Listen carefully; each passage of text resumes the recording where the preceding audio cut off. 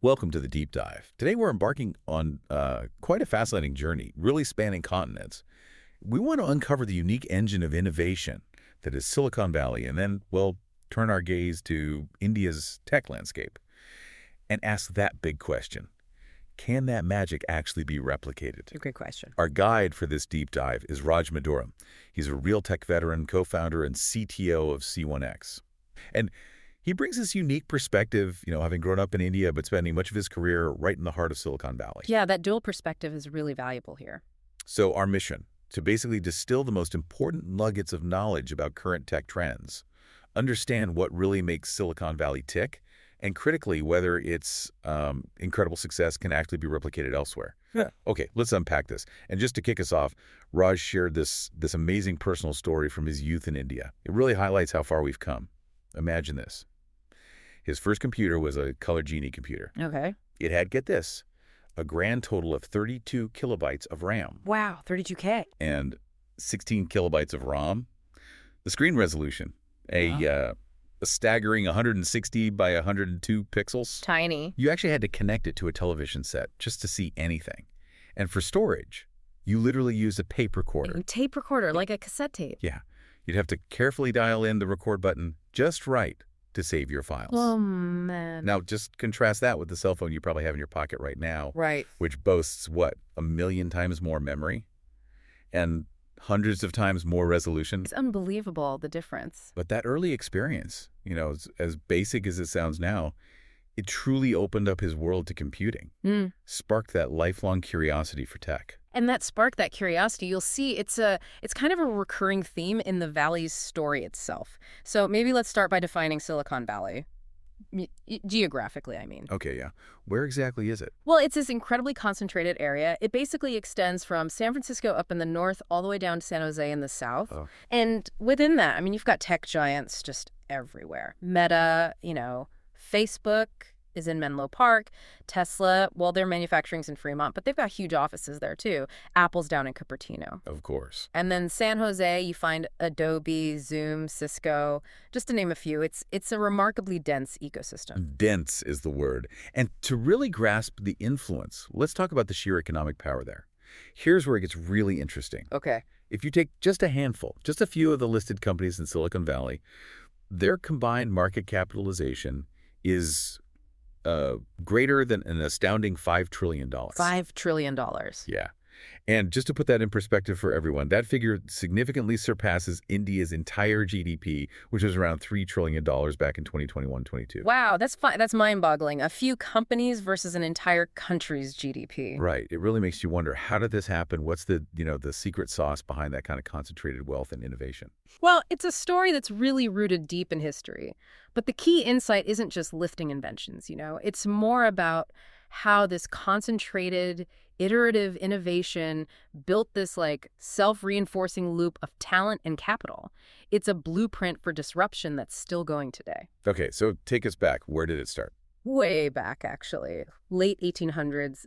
San Francisco and San Jose were already hubs for the early telegraph and radio industries, so there was a foundation. Huh.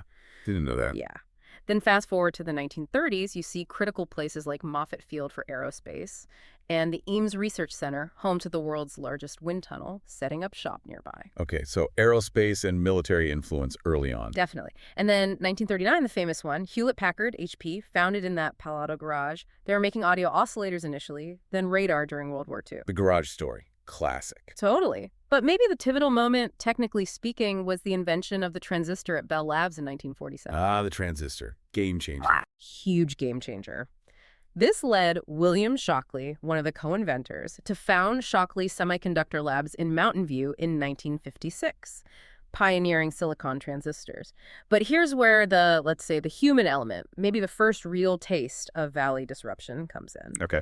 Just a year later, 1957, 8 of his employees, famously known now as the Traitorous Eight, they just left. Traitorous Eight. Sounds dramatic. It was. They left to found Fairchild Semiconductor. And this new company, Fairchild, played a massive role in the Apollo program, providing key computer components. Wow. So leaving that breaking away was important. Absolutely critical. It set a cultural precedent, you know, talented people breaking away to form new ventures, not just staying put. That's key Valley DNA. Got it. And the ripple effect just kept going. 1968, Robert Noyce and Gordon Moore, two of those traitorous eight, they founded Intel Corporation. And Intel, right. Huge. And other members went on to help found AMD.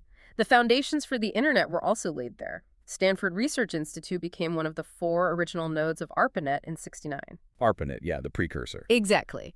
Then the 70s saw Xerox PureArc inventing foundational stuff like Ethernet, the graphical user interface, and companies like Apple and Oracle were founded then too. So much happening in just a few decades. It was explosive, and it was actually in 1971 that a journalist, Don Hoefler, famously coined the term Silicon Valley, USA. Ah, so that's when the name stuck. Pretty much. And from the 80s, 90s, and beyond, you just see this wave. eBay, Yahoo, PayPal, Google, Facebook, Twitter, Tesla, they all emerged, cementing the Valley's status as the global tech center. So this whole history, it really shows how many of those fundamental building blocks we just take for granted today originated right there. Right. And that directly leads to its, phenomenal valuation today and sets this pattern for continuous innovation. That historical context, it's not just interesting trivia, is it? Yeah. It feels fundamental. It shows this constant cycle. Talent moving, new ideas sparking, capital flowing, creating this, unique environment. But what does that unique foundation mean for the cutting edge today? Let's dive into the tech currents shaping our world right now, because many are still rooted in that Valley approach, right? Absolutely. Yeah, let's look at some of the biggest ones, starting with big data and AI. Okay, big data, everyone talks about it. Well, to grasp the sheer scale of data being generated just globally, think about these numbers. This is from a 2021 Domo chart. Every single minute, Google processes 5.7 million searches. Per minute. Per minute. TikTok users watch 167 million videos. Twitter users post 575,000 tweets. Snapchat users send 2 million snaps. Yeah. All in 1 minute. Yeah. It's almost impossible to visualize. It really is. And in 2021 alone, the estimate was 79 zettabytes of data generated. Zettabytes. Okay, what's a zettabyte? It's a 1 followed by 21 zeros. Right. To give you some perspective, that's like 10,000 times the total grains of sand in the entire world. Okay, wow. That analogy helps. Well, just an ocean of data. An unprecedented ocean. And this explosion of data is precisely what fueled the rise of artificial intelligence, AI, and machine learning. Because AI needs data to learn. Exactly. Loads of it. As the CEO of Google put it, we are evolving from a mobile-first world to an AI-first world. AI is now, it's ubiquitous. Yeah, you see it everywhere. Think about your daily life, right?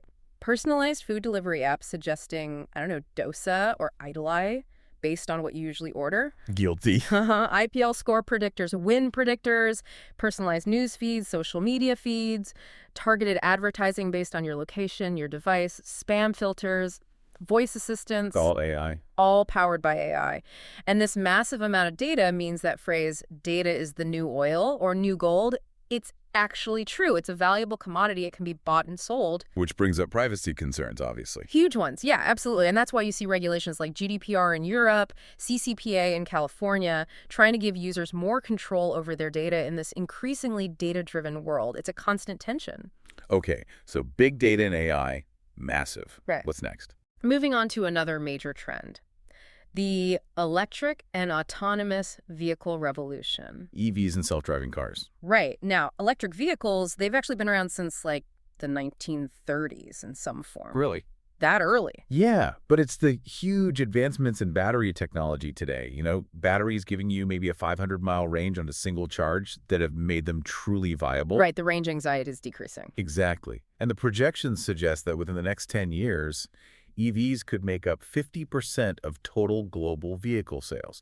That's up from less than 10% currently. So a massive shift. A huge shift. And autonomous, self-driving. That's the other massive area. Raj even mentioned seeing videos of autonomously driving rickshaws in India. Wow, in India? Yeah, which just shows the complexity, right? Think about all the split-second decisions a human driver makes. Constantly. Yeah, constantly. Now imagine a computer replicating that, processing inputs from dozens of cameras, sensors all at once, predicting traffic, pedestrian movements, all in real time. The processing power required must be immense. Immense. Object detection, multiple sensors, path mapping, constantly avoiding hazards. Google's Sky Drone is another example, but for autonomous flight.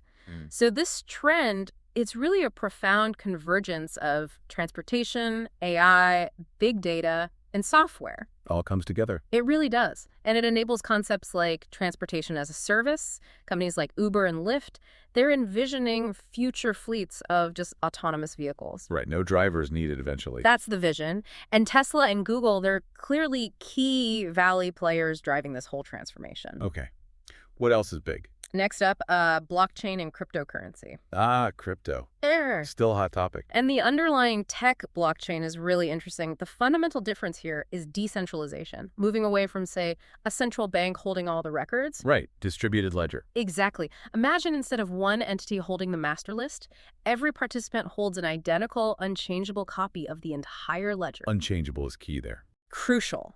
It inherently prevents fraud, at least in theory, and creates a more transparent, kind of trustless system. You don't need to trust a central party. And that's hitting finance. Big impact on fintech, yeah.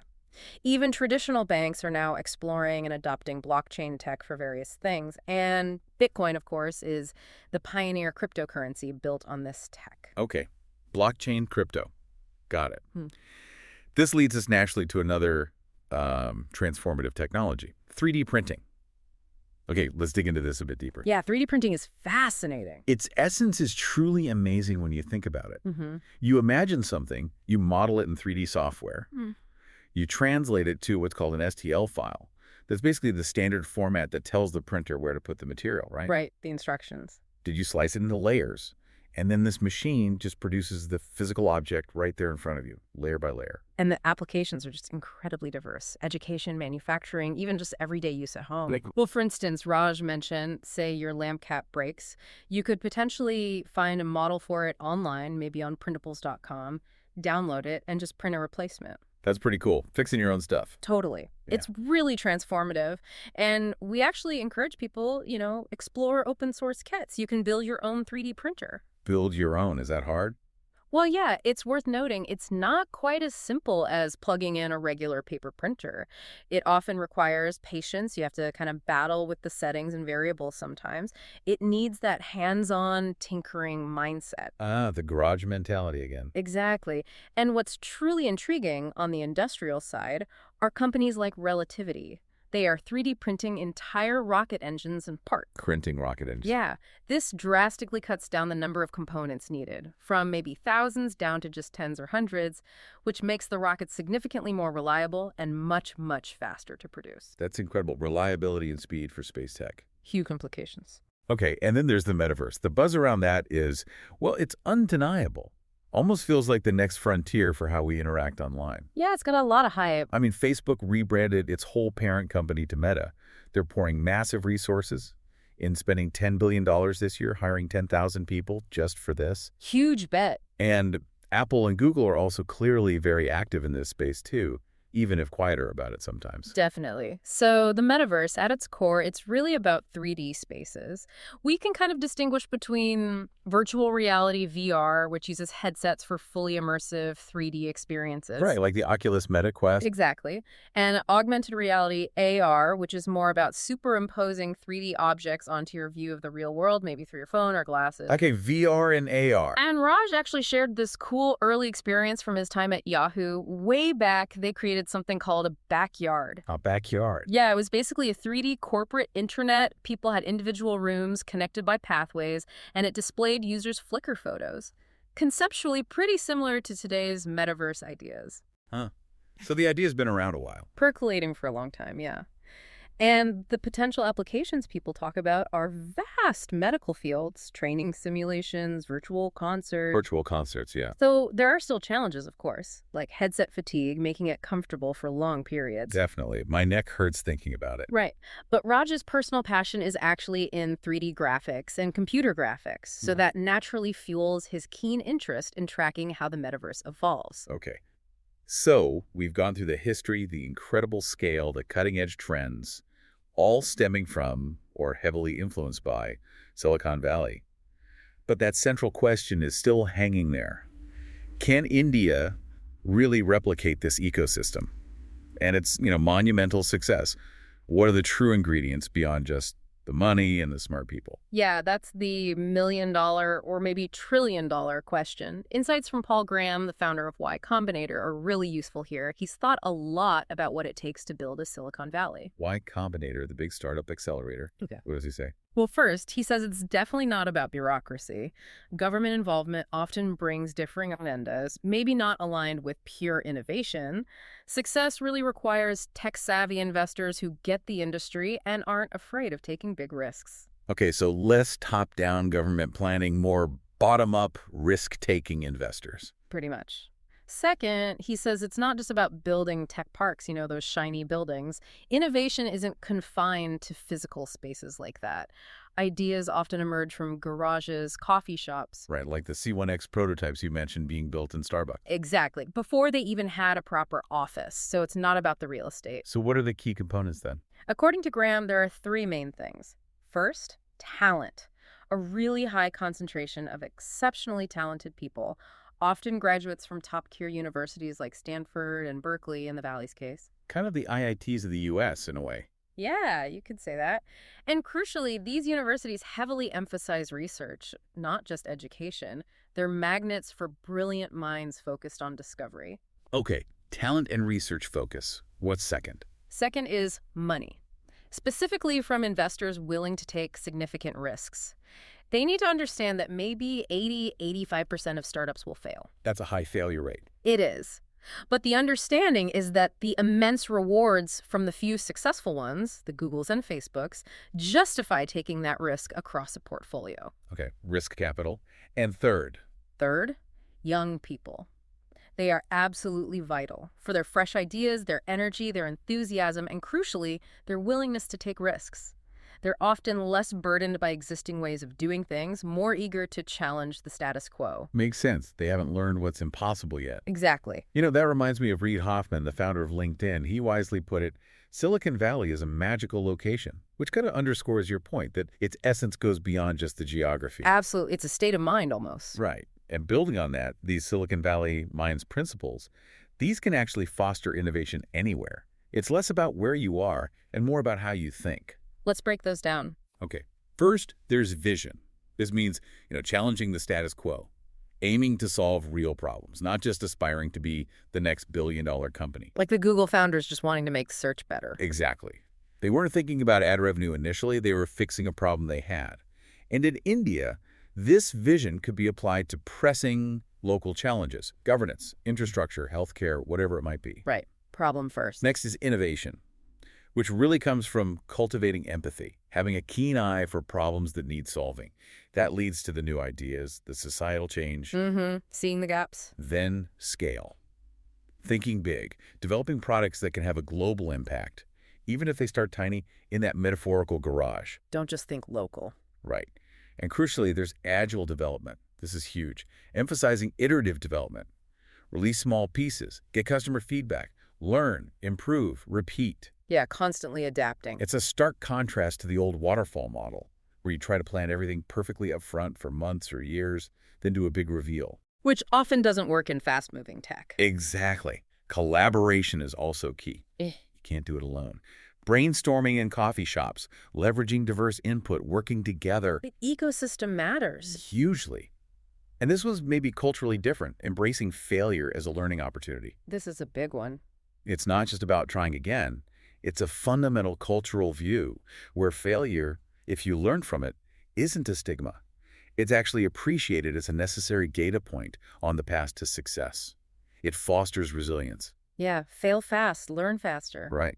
It's the engine of that rapid, fearless iteration. Yeah. And finally, there's the garage mentality. We keep coming back to the garage. We do. Because the garage symbolizes that place for tinkering, for creation, not just parking your car. It was literally the birthplace of HP back in 1938. A space to experiment. Exactly. So this brings us to a direct question for you, the listener. What is your garage? Where is your space, real or metaphorical, for innovation and creation? That's a great question to pose. Now, when we turn that lens specifically onto India, Yeah. What's the reality on the ground? Well, Bangalore, as you mentioned, is often called the Silicon Valley of India, largely because of its concentration of tech talent. Right. Lots of engineers there. Definitely. And while historically, many Indian startups began by replicating successful global models for the local Indian audience. The Uber for India, the Amazon for India, that kind of thing. Yeah, exactly. That was common early on. But it's important to note that's changing. We're now seeing more companies creating uniquely Indian solutions that do have global impact. Freshworks is a great example. Chennai origin, big player globally in CRM now. Okay, so there's progress there. But what are the hurdles? There are definitely distinct challenges to fully embedding that Silicon Valley mindset across India. Cultural barriers are significant, especially around risk-taking. How so? While often students aren't really encouraged to take big risks, there's strong societal expectation towards stable careers, become an engineer, become a doctor. The safe path. The perceived safe path, yeah. Which leads to this underlying, sometimes profound fear of failure. Failure can be seen very negatively. Unlike the Valley's badge of honor view sometimes. Very different. The education system also plays a role. In India, the primary focus is heavily on, education and exams rather than extensive ground-up research, which is more emphasized in top U.S. institutions. Let's focus on pure discovery. Generally, yes. And there's even debate around things like zero attendance policies in some colleges versus more traditional restrictive attendance rules. How much freedom versus structure is optimal for fostering innovation. Interesting debate. There's also often an awareness gap. Many really creative students, particularly maybe from more rural areas, might simply lack awareness about startup opportunities. They don't know how to leverage their skills for entrepreneurship, or that it's even a viable path. Just not on their radar. Exactly. And we can't ignore the legacy of the service industry. The big Indian IT boom started with outsourcing. Yes, providing services to Western companies. Right. Which, while building a huge industry, also fostered a certain mindset, one focused on fulfilling other people's requirements, turning colleges almost into factories to produce graduates with specific coding skills, like CC++A, that were in demand for those service jobs. Okay, so a reactive mindset rather than proactive problem definition. Precisely. There's a clear need to shift more towards defining and solving original problems, both for India and for the world. What about people already in the industry? Well, another observation is that sometimes mid-career professionals can enter a kind of comfort zone. They might prioritize moving into management roles over continuously honing their technical skills and staying hands-on with problem solving. Losing the edge a bit. Potentially, yeah. And sometimes there's just a lack of deep passion. The focus might drift more towards benefits, salary, promotions, rather than cultivating that intrinsic burning passion for the technology or the problem itself. Okay, so several cultural and systemic factors at play. Definitely. It's complex. But despite these challenges, you said it's not all uphill. There are incredible examples of local innovation happening and initiatives trying to foster that Silicon Valley mind right now. How are people trying to bridge that gap? Absolutely. You see it bubbling up, like the examples Raj gave of GCT students developing animation to help guide rural students, or others creating PAP as a kind of TikTok replacement built entirely on their own initiative. So that raw talent and drive is there. It absolutely is. And this garage mentality, this self-starter approach, was something Raj Maduram himself really embodied early on. He talked about developing commercial software in Pascal back in 12th standard, mostly self-taught. And 12th standard, wow. Yeah. And his curiosity during, of all things, engineering drawing class led him to figure out 3D graphics formulas on his own and build his own 3D graphics programs, just driven by curiosity. That intrinsic motivation again. Exactly. That's the core of it. Then, on a more institutional level, think about inspiring spaces. In the U.S., you have places like the Computer History Museum or the Museum of Innovation. They don't just show old machines, they showcase the evolution, track future trends, and really aim to inspire people. Right, making the history tangible. Exactly. And building on that idea, there's actually an exciting ongoing initiative to create a Chennai Computer Museum. Raj is spearheading this along with Mr. Govindaraj, a prominent author. Oh, cool. What's the vision? The vision is precisely that, to showcase computing history, highlight current trends, and truly inspire young people in India, get them excited about the possibilities. That sounds fantastic. Is it happening? Well, it was discussed seriously with the government before the pandemic kind of put things on pause, but the vision is still alive, and they're actively welcoming volunteers who want to help make it a reality. Great initiative. What about community efforts? Those are crucial too. Like the GCT Coding Club Raj mentioned, it's a Telegram channel where students discuss coding problems, prepare for things like the ICPC contests. ICPC. The International Collegiate Programming Contest. It's a really prestigious, highly competitive global programming competition. So building that competitive problem-solving community. Right, sharpening skills together. Exactly. And also a startup community aimed specifically at educating students about entrepreneurship, demystifying it, showing them how to get started. Connecting them, educating them. Makes sense. And Raj's own personal journey is just full of anecdotes that illustrate this whole Silicon Valley mindset in action, even decades ago in India and elsewhere. Like what? He recalled the communication challenges in the 1990s. You had to physically go to a BSNL office, fill out forms, wait for phone calls just to pick up printed email responses. Wow, printed emails. A world away from today. Totally. Yet, even then, working at Siemens, he developed a software tool that took a design task that usually took 40 days and reduced it down to just 1 or 2 days. Huge efficiency gain. That's real innovation. Absolutely.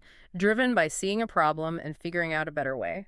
Later, around 2004-05, he actually developed a drag-and-drop visual programming system. Like low code or no code? Pretty much an early form of a low-code mechanism, yeah. Anticipating a major trend we see today. Ahead of its time. Definitely. And there's this great story about how he got hired by a German manager at Westinghouse. It wasn't based on a formal interview. No. How, Ben? It was based purely on his evident curiosity and initiative. The manager saw a certificate Raj had won in some regional competition, was impressed by the drive it showed, and basically hired him and gave him the freedom to just tinker and explore. Valuing the mindset over the resume. That feels very Silicon Valley. Exactly. His whole career really emphasizes this relentless, continuous learning, a deep passion for the technology itself, and taking those calculated risks even while balancing family life with demanding entrepreneurial pursuits later on. It just highlights that this spirit, this mindset of innovation can absolutely flourish anywhere, provided you have that curiosity, that drive, and that willingness to embrace challenges. What an incredible journey and, yeah, a powerful set of insights. We've really covered a lot of ground. We've seen how this unique blend of geography, history, economics forged Silicon Valley. We've looked at the transformative tech trends coming out of there. And perhaps most critically, we've delved into this powerful mindset, the vision, the innovation, the agility, the resilience that maybe can be cultivated anywhere. Yeah, that's the hopeful takeaway. It seems clear that a Silicon Valley mind isn't really confined to Northern California. It's more like a transferable approach, right? An approach to solving problems, to innovating, and, to embracing risk and learning from failure. Exactly. It's a cultural way of thinking. It's about finding your own garage, whatever that looks like for you, and maybe finding or building the community that supports your passion and your drive. Well said. So that leaves us and you, the listener, with a final thought to chew on. If data really is the new oil and AI is the powerful new engine driving change, how will you use these incredibly powerful tools to actively build the future rather than just being shaped by it passively? What will your garage look like?